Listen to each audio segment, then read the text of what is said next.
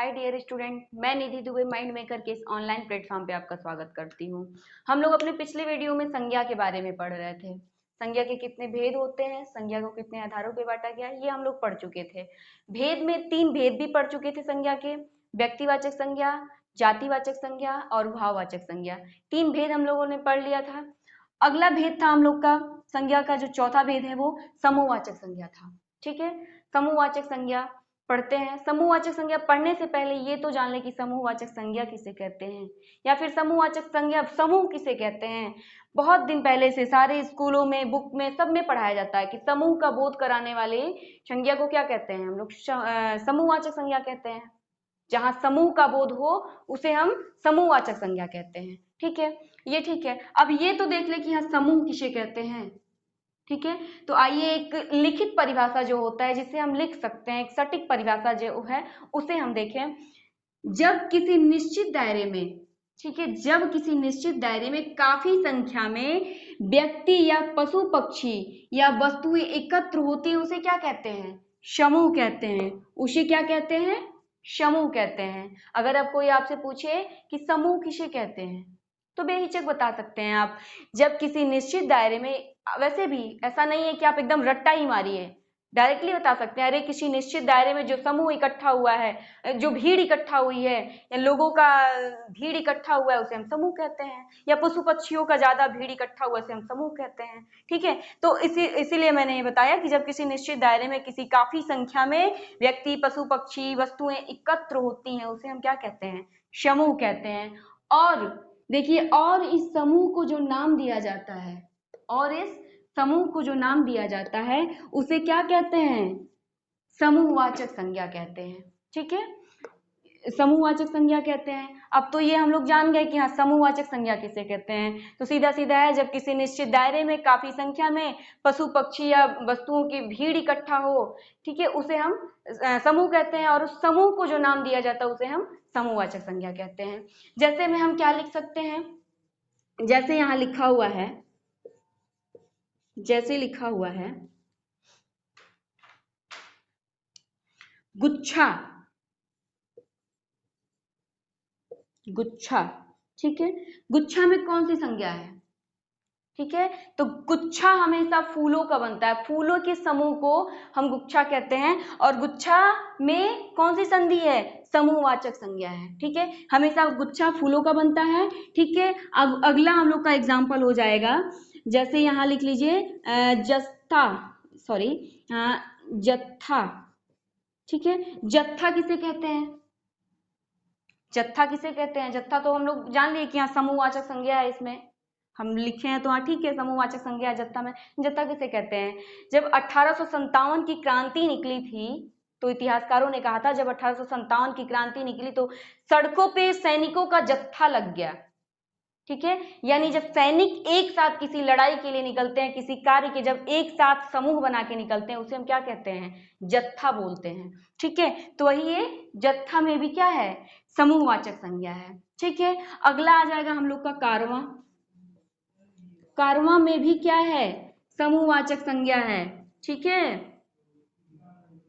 कारवां, कारवां में क्या है, समूहवाचक संज्ञा है। कारवां किसे कहते हैं, जब एक निश्चित दायरे में और ढेर सारे लोग निकले, ठीक है, कई हजार लोगों की संख्या में जब भीड़ निकलती है, उसे क्या कहते हैं, कारवां कहते हैं। ठीक है, सैनिकों की भीड़ निकले तो उसे जत्था कहते हैं, लेकिन जब आदमी, उसमें हर एक पुरुष महिला सब होते हैं और एक साथ निकलते हैं, उसे क्या कहते हैं, कारवां कहते हैं। ठीक है, अगला हम लोग अपना एग्जाम्पल देखेंगे। ज्यादा नीचे कर देंगे तो दिखाई नहीं देगा आप लोगों को ना। लश्कर, लश्कर किसे कहते हैं, लश्कर अगर क्वेश्चन में आ जाए कि लश्कर में कौन सी संधि है, तो कौन सी, सॉरी संधि नहीं, संज्ञा, लश्कर में कौन सी संज्ञा है, तो इसमें है समूहवाचक संज्ञा। ठीक है, समूहवाचक संज्ञा है। और लश्कर कहते किसे हैं, जब कोई राजा अपने मंत्री, अपने नौकर, अपने प्रजा के साथ इकट्ठा निकलता है समूह बना के, उसे हम क्या कहते हैं, लश्कर कहते हैं। ठीक है, तो इसको आप लोग लिख लीजिए, समूहवाचक की जो परिभाषा लिखा हुआ है उसको लिख लीजिए। फिर आगे हम लोग पढ़ते हैं। कुछ ऐसी चीजें हैं जो समूहवाचक में भी भेद है, थोड़ा सा आगे देख लेते हैं हम लोग।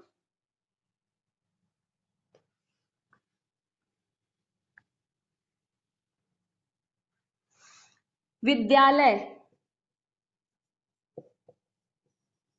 विद्यालय, विद्यालय में कौन सी संज्ञा है? विद्यालय में कौन सी संज्ञा है? तो विद्यालय में आप लोग सीधा सीधा बोल देंगे कि हाँ समूहवाचक संज्ञा है, समूहवाचक संज्ञा है। लेकिन एक चीज आप लोग जान लीजिएगा कि हर एक समूह, हर एक जो समूहवाचक संज्ञा होता है, हर एक समूहवाचक संज्ञा या तो अपने में जातिवाचक संज्ञा होता है या तो व्यक्तिवाचक संज्ञा होता है। इस पे कुछ क्वेश्चन करते हैं, अभी क्लियर हो जाएगा। जैसे कि आप देखिए यहाँ पे विद्यालय में अगर पूछ दे कि विद्यालय में कौन सी संज्ञा है, ठीक है, ठीक है, तो यहाँ तो हम सीधा सीधा कह दें कि यहाँ एक निश्चित दायरे में है तो इसलिए समूहवाचक संज्ञा है। ठीक है, अगर यहाँ क्वेश्चन दे दिया कि संसद,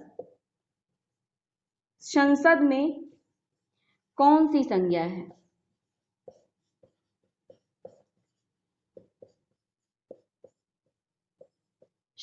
वैसे तो संसद तो हमारा समूहवाचक ही संज्ञा है, लेकिन अगर ऑप्शन में दे दिया व्यक्तिवाचक संज्ञा,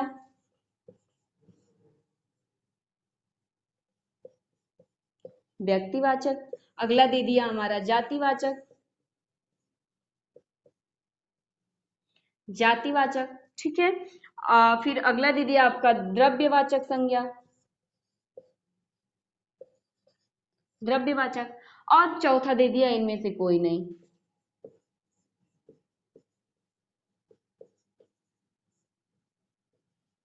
ठीक है, इनमें से कोई नहीं। ठीक है, तो इसमें तो अब संसद तो समूहवाचक संज्ञा है, लेकिन अभी हम बताए आप लोगों से कि हर एक समूहवाचक संज्ञा या तो अपने में जातिवाचक होता है या तो व्यक्तिवाचक होता है, तो इसमें हमारा जातिवाचक संज्ञा होगा, क्योंकि संसद तो बहुत है, भारतीय संसद है, विदेशी सांसद है, ठीक है, संसद तो कई है, तो यहाँ पे क्या हमारा हो जाएगा, जातिवाचक संज्ञा हो जाएगा। ठीक है, अगर ऑप्शन में द्रव्य समूहवाचक संज्ञा नहीं है तो, ठीक है, अगर यहीं पे क्वेश्चन बदल दिया और लिख दिया भारतीय सांसद, भारतीय सांसद, और तब यहाँ क्या हो जाएगा, तब यहाँ क्या हो जाएगा, तब यहाँ सीधा सीधा व्यक्तिवाचक संज्ञा हो जाएगा, क्योंकि यहाँ भारतीय लग गया और किसी भी देश का नाम क्या होता है, वो व्यक्तिवाचक संज्ञा होता है, इसलिए हम यहाँ पे क्या लगाएंगे, व्यक्तिवाचक संज्ञा लगाएंगे। ठीक है, ऐसे क्वेश्चन दे दिया एक, मान लीजिए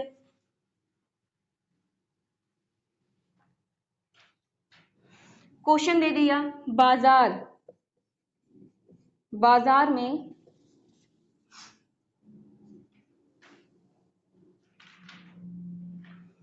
बाजार में कौन सी संज्ञा है,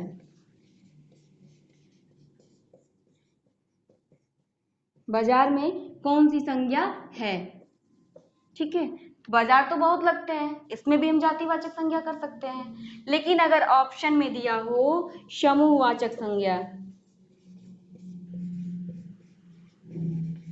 ठीक है, समूहवाचक संज्ञा यहाँ दे दिया हो, ठीक है, यहाँ दे दिया आपका जातिवाचक संज्ञा,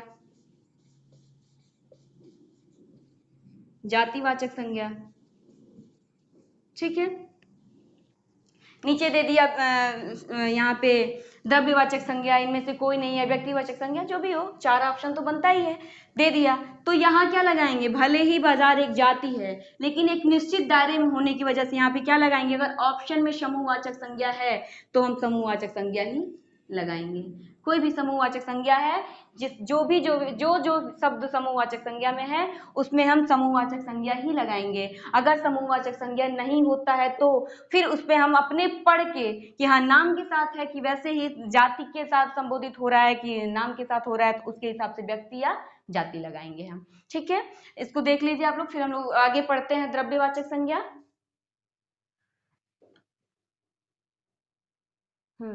तो अभी हम लोग समूहवाचक संज्ञा कंप्लीट कर लिए, अभी देखते हैं द्रव्यवाचक संज्ञा। ठीक है, द्रव्यवाचक संज्ञा किसे कहते हैं, तो आइए एक सटीक परिभाषा देखते हैं। वे संज्ञा जिसे मापा या तौला जा सके, वे संज्ञा जिसे मापा या तौला जा सके उसे क्या कहते हैं? द्रव्यवाचक संज्ञा कहते हैं।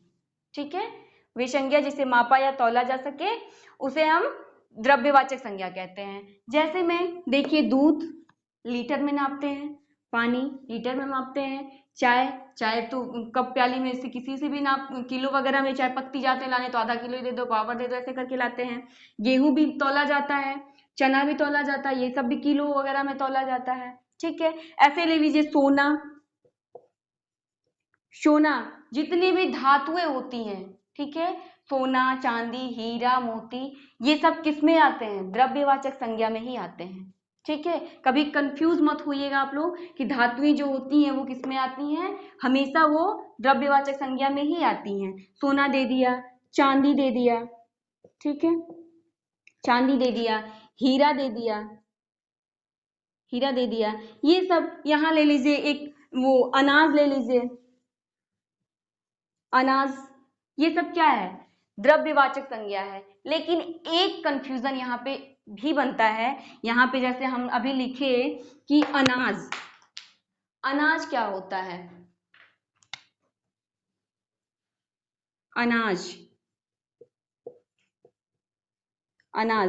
अनाज में तो भाई अनाज तो बहुत सारे हैं, अनाज बहुत होते हैं। ठीक है, अनाज जातिवाचक संज्ञा में भी आती है। ठीक है, अनाज जातिवाचक संज्ञा में भी आता है। हर एक द्रव्यवाचक संज्ञा या तो अपने में जातिवाचक होती है या द्रव्यवाचक होती है। ठीक है, जैसे अभी हम यहाँ देख रहे हैं अनाज, तो अनाज दुनिया में एक ही अनाज नहीं है ना, अनाज हो गया, फल हो गया, ठीक है, ये सब चीजें हमारी जातिवाचक में भी आती हैं और द्रव्यवाचक में भी आती हैं। लेकिन अब हम कैसे कहें कि हाँ कोई एक सटीक आंसर हमें चाहिए कि हम यहाँ पे हम द्रव्यवाचक, अगर क्वेश्चन में जाए अनाज में संज्ञा है तो क्या लगाएंगे? इस पे आपको ये देखना है कि अनाज अगर दिया हुआ है तो अगर क्वेश्चन में ऑप्शन में द्रव्यवाचक संज्ञा है तो द्रव्यवाचक लगाएंगे, अगर ऑप्शन में द्रव्यवाचक संज्ञा नहीं है उसके समय में हम क्या लगाएंगे? अनाज में जातिवाचक संज्ञा लगाएंगे। ठीक है, अगर क्वेश्चन दे दिया सोना में संज्ञा है,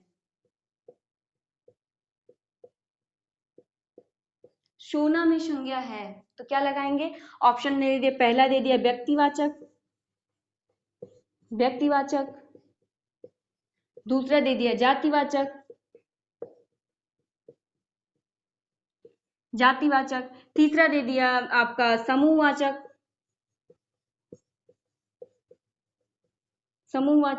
चौथा दे दिया आपका इनमें से कोई नहीं, इनमें से कोई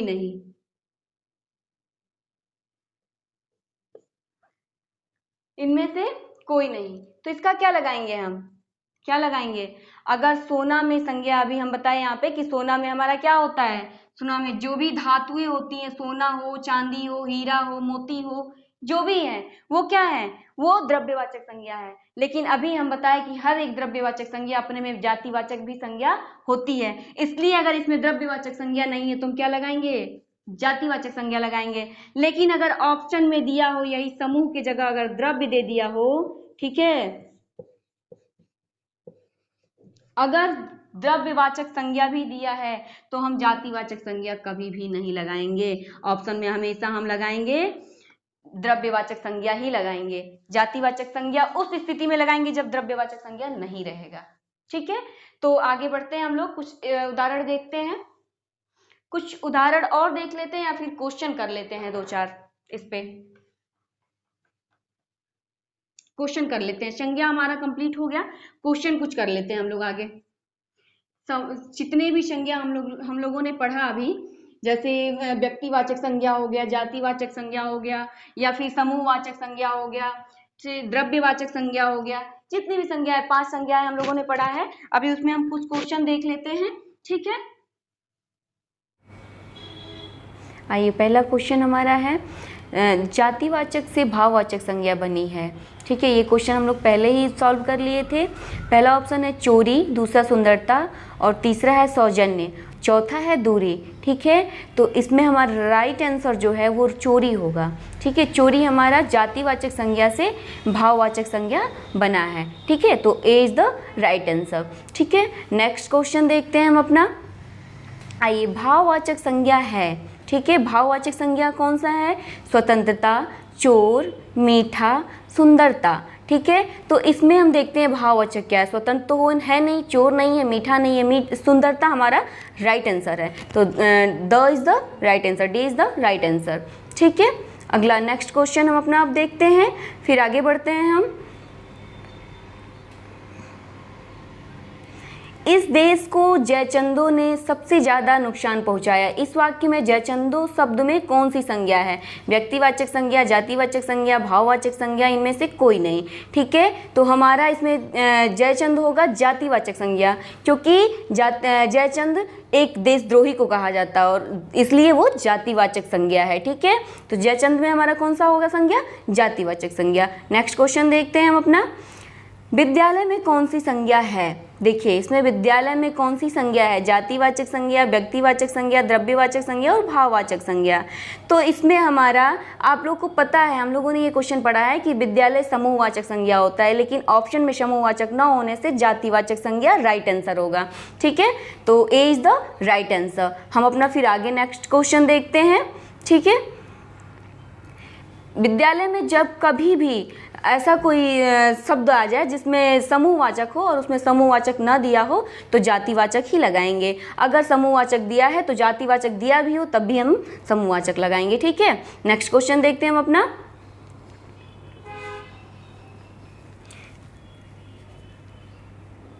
भाववाचक संज्ञा के रूप हैं, ठीक है। भाववाचक संज्ञा के रूप हैं अमूर्त रूप, अदृश्य रूप, स्पर्श रूप, उपर्युक्त छवि।